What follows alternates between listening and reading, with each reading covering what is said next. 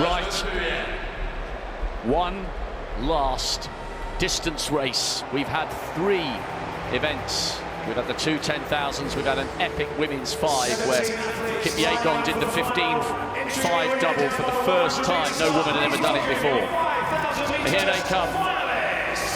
On the Diamond League circuit, this event has been absolutely electric. We've had 4 blisteringly fast races, but in none of those have we seen the defending champion, Jakob Ingebrigtsen. Ingebrigtsen's energy was totally devoted to getting close to El Garouge's world record of 3:26 on the nose. As we watch Noor, he's got an incredibly quick finish, by the way, won the US champs with a final lap of 53 plus change. So the story tonight is about Jakob Ingebrigtsen. How is he going to bounce back? Is he going to bounce back from the bitter disappointment of once again being outdipped by a British rival to the 1500-meter title? I thought he showed incredible maturity last year.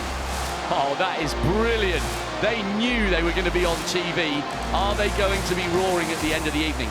Hannah, I thought he showed amazing maturity last year, and he's going to need to do so again, because that hurt earlier this week. It really hurt. I do wonder if you can do that twice, though. It was one thing to do it in Eugene last year, and he would have been so focused on taking that title, as you said, Robin, to get out-kicked by not just another British athlete, but another Scottish athlete. He must have felt like it was deja vu. But there's also that illness. Ingebrigtsen's been very public about saying he struggled with a bit of a cold, a bit of a sore throat in the lead-up to that 1500 final. And if you're slightly off your game, that's really going to test you. And I think, for me, this men's 5,000-metre final, the field, they have to make it fast. If they lead this slow and they let them dawdle around, Ingebrigtsen is going to wipe the floor with a lot of them.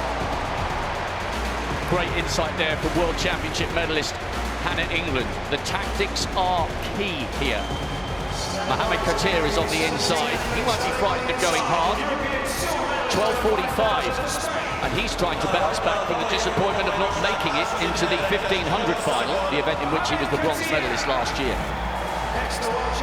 Jacob Cross, silver last year, and then took the Commonwealth bronze less than a fortnight later. He won the Kenyan trials. He is a brilliant athlete. So too is the man next to him, Aragawi, 4th in the 10,000. He's the fastest man in the world this year and the 5th quickest in history. Nordas. There were 2 Norwegians on the 1500 podium. Nordas got the bronze. There's Chilimo of Uganda. Paul Chilimo, an Olympic medalist. Dewey McSwain fell in the heats and was upgraded to the final, rightfully so. Kip Karui just to Ingebrigtsen's left. He's the World Junior Cross Country Champion. But here's the defending champion, the star of the Norwegian team, but he's yet to get a gold. Silver in the 1500, and he was bitterly disappointed.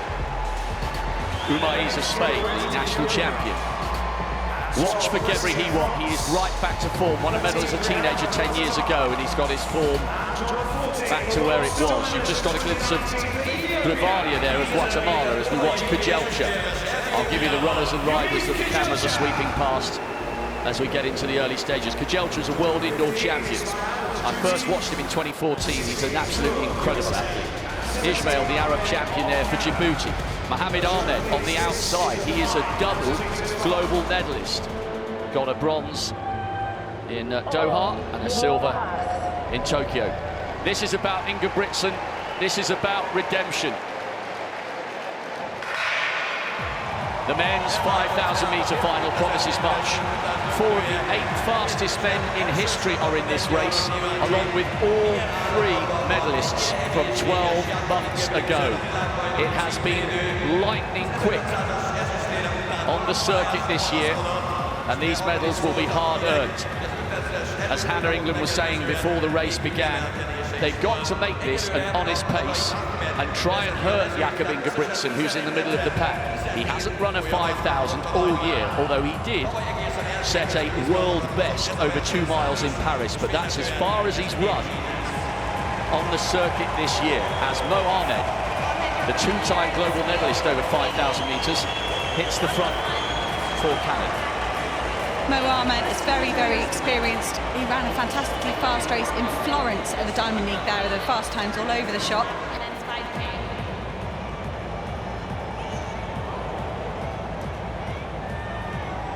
Az biztos, hogy ha lassabb lesz az iram, akkor az Ingebrigtsennek kedvez, ha gyorsabb, akkor az elsősorban Aregabinak lehet jó. Aregami a világ idei legjobb időeredménye, 12 perc, 40,45 másodperccel.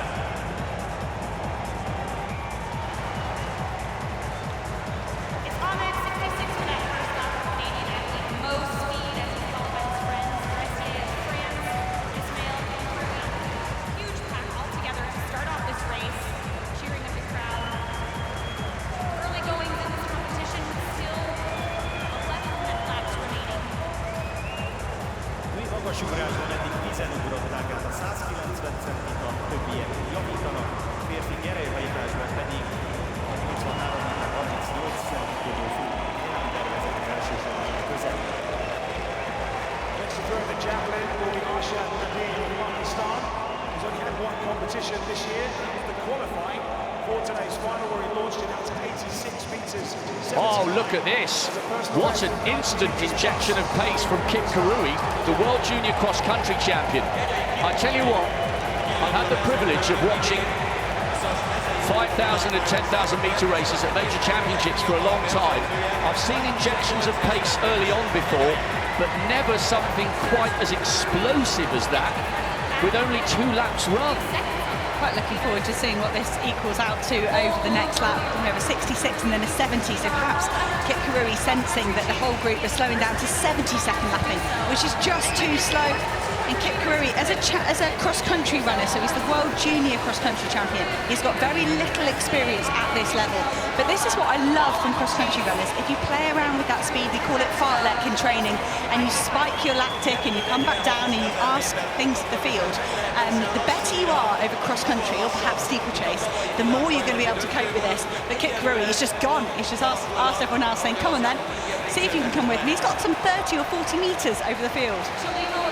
It's Oscar Chalimo who's now taken up the challenge of closing him down. He got the bronze last year. That was a 62.3 second lap. That is why he has suddenly moved away from an absolutely loaded field, but all credit to him, Chalimo. And that on his shoulder is Ismail, the Arab champion, Gressier, the excellent Frenchman. He's a good cross-country runner. I love cross-country. I think it's a big part of the distance running community, and I know the president of the World Athletics, Seb Coe, always talks about what a great winter it gives you, whether you're a middle distance runner or a long distance runner. But what bravery from the 18-year-old. The rest of the field strung out behind him. It was too slow, and in the pace they were running at, it was definitely playing into the hands of Jakob Ingebrigtsen, who's second at the back with Yomif Kajelcha. Just now moving up a couple of places. Brilliant running by the Kenyan. The over-exuberance of youth, or a deliberate tactic before the race, do you think? I think this is okay. I'm happy with this. Let's have a look at the next lap, 65. So he's slowed ever so slightly. I think the burst to go to the front was so fast, and I don't think that the youngster is slowing down quite yet, but Oscar Chalimo at the moment just doing all the work for the rest of the field, and the other athletes will be delighted.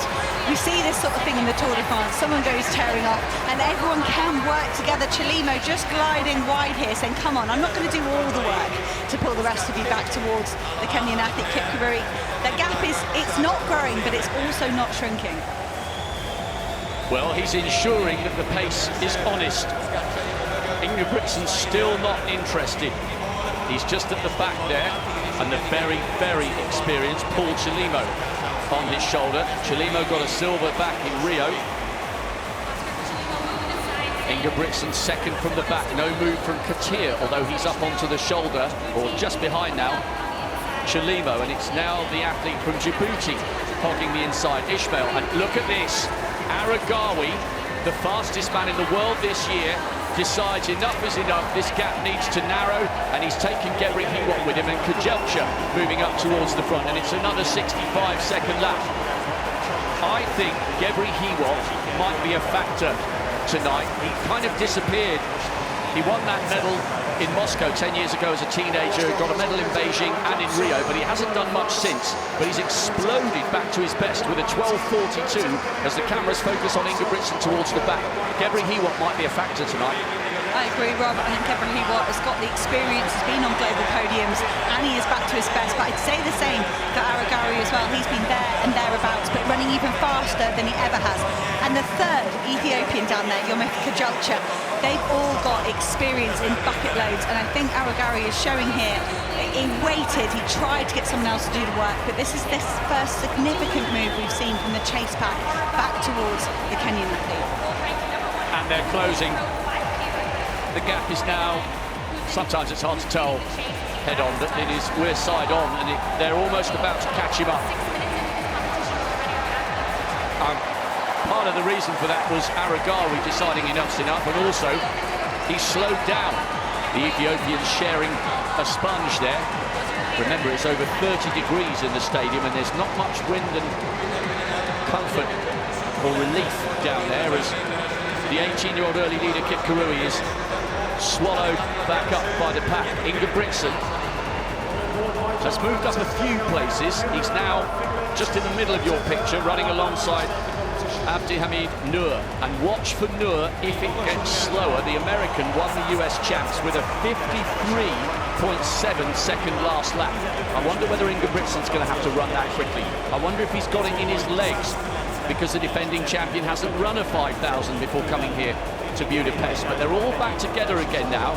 And interesting, Hannah, to see what Aragari does with this. Does he slow it down, or does he try and inject a little bit of pace now as Gebre-Hiwot takes up the reins? Let's watch to see the pace on this next 400. That was better, and inside 65. I think this is a big move from Gebre-Hiwot, just trying to stretch things out properly this time, and not just for 2 laps. Gebre-Hiwot, you mentioned that experience he's got. And Aragari with that brilliant time that he ran in Oslo, the 5th fastest ever, with a 10-second personal best. He did all the work for me when the pacemaker stepped aside. He was pushing and pushing, and I was surprised by that because I hadn't seen him run that well on the circuit so far in the season or over the last couple of years. 8:13 through 3 kilometres. It's not lightning quick, but the way they're doing it, just chipping away at the laps. And Gebre-Hiwot leading the charge at the moment. Great move from Luis Grijalva of Guatemala. He's in 3rd place at the moment. It was 4th in Eugene for him. That was a big breakthrough performance, and he's improved this year, lowered his personal best, his national record. Just tucked in there, running a very savvy race for me, not running any extra distance, and just in 3rd place. He's a good athlete, Grijalva, and he took massive confidence from running so close to a podium finish. I think Gebre-Hiwot has actually slowed it down just a fraction there. He's the rest of the group are still there. Remember, we had that lightning quick 62 plus change from the World Junior Cross Country champion Kip Kurui. Imagine having that much confidence at the age of 18, tucked in on the corner. You can hardly see him there behind the lumbering figure of Jakob Ingebrigtsen, but the early leader now back in the middle of the pack. Ingebrigtsen just putting his hand out there to indicate to Nur, as the camera's focusing on Katir. He just wanted Nur to leave his heels alone. He was getting clipped there, Ingebrigtsen, who's now at the back of that group. We've got around 4 athletes beginning to become detached, one of whom is Nordas, who got a bronze in the 1500 metres. And interesting that Chilimo's off the back. He got a bronze medal last year, the Ugandan. So there's a group forming here with 4 already beginning to feel the effects. Oh, we've just passed the 1500-metre mark to go, so that's familiar territory for Jakob Ingebrigtsen. He moves up to the furthest he's been in this field so far. And also Mohamed Katir of Spain, he's very, very good over 15. He would have been bitterly disappointed, as you said, Rob, to fail to make that 1500-metre final. When you talk about an opportunity for redemption, Katir in the full red strip there of Spain, just behind Jakob Ingebrigtsen, will be desperate to get another global medal here in the 5,000. Somebody needs to make a move here. Aragari's gone to the front, and it's been solid pace. 63s and 64s. But there's still a big, big group of athletes here. Aragari looking over his shoulder, needs to make sure he doesn't get distracted and trip himself up. Aragari from Gebri Hiwa. And look at this from Carvalho. He's got a really distinctive style and stride, the Guatemalan. As Ingebrigtsen's got his heels clipped there, as Gressier also had to move out a little wider. 62.1, that was a little quicker, and that's why one or two have become detached. Ingebrigtsen, the defending champions, in 5th. But this is an absolutely loaded field and a big, big group of athletes still in contention. These are the 4 trying to reattach themselves to the big group, but they've got a long way to go to do so. Spain and Neuer, perhaps the next casualties of this group. They're starting to spread out ever so slightly. Aragari pouring the pressure on at the front, and suddenly, this is what happens in a 5,000. You think you've got laps for days, but all of a sudden, just 800 metres to go. These men will have butterflies in their stomachs. If they're still in contention now, they'll know if they put every foot right in the next 700 metres, if they can gauge their effort correctly, do the correct defensive moves, have a big aggressive move for a win. Gressier looking up at the big screen, he's hanging in incredibly well there in 3rd place, but Aragari didn't want to give up the lead. He fought Grijalva here at this stage. It's 600 metres to go. The positioning and the effort over the final circuit of this 400 are going to be absolutely crucial. Ingebrigtsen looks for space on the inside. There's loads of traffic. This is going to be a brilliant final 500 metres. Gressier looking for a gap on the inside, but it isn't there. And look at this from Gebri Hiwa. They take the bell in the final of the men's 5,000 metres. Now the burn-up begins. Gebri Hiwa, who was on the podium 10 years ago as a teenager, he's rediscovered the best form of his life. Now Katir down the back straight, the Spaniard who didn't make the final of the 1,500. Still Ingebrigtsen trying to close. Remember, the defending champion hasn't done a 5,000 all season long. Now the Norwegian comes.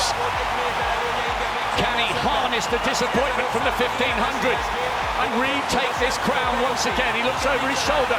What a run by Katir. They've got a gap on the rest of about 5 or 6 metres. He needs to find something here.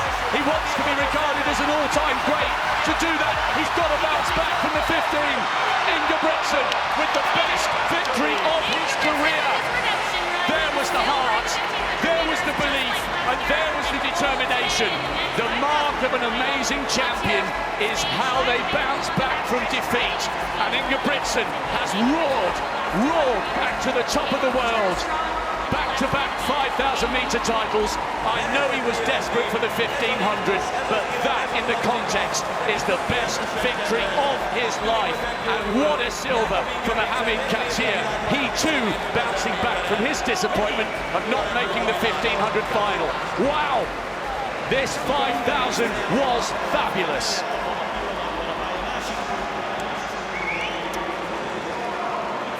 Jogging off, it was a medal last time round for him, a silver, and it's going to be bronze.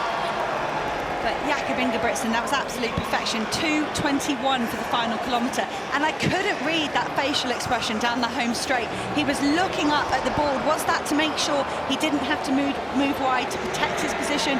Was it fear that he was feeling very tired, and was anybody going to come on his shoulder?